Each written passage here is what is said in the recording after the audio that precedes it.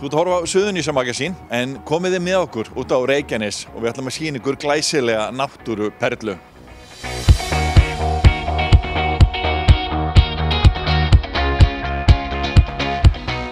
Náttúran á Reykjanesi mögnuð og vinsælt myndefni. Okkar maður í Grindavík, Jón Steinar Sæmundsson, skellti drónanum á loft og sendi hann út í magnaðan klett skammt frá Reykjanesvita. Karl, eða Karlinn eins og hann kallaður, er 50 til 60 metra hár klettur eða forn gígtappi sem stendur tignarlegur í hafinu úti fyrir Valahnjúk rétt hjá Reykjanesvita, þar sem sjávaraldan hefur rofið klettinum áranna rás. Karlinn er vinsæll meðal ferðamanna og ljósmyndara, enda er hann mikilfenglegur og sérstaklega þegar aldan skellur á honum með miklum ofsa. Karlinn virðist líka vera vinsæll hjá ýmsum fuglum. Á þessum mögnuðu myndum Jóns Steinars sjáum við mikinn fjölda skarfa á klettinum.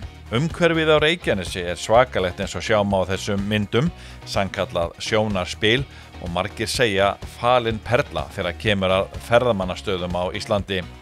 Þannig að þó eldgos og jarðhræringar hafi verið í sviðsljósinu síðustu daga, þá er náttúran glæsileg og stendur alltaf fyrir sínu.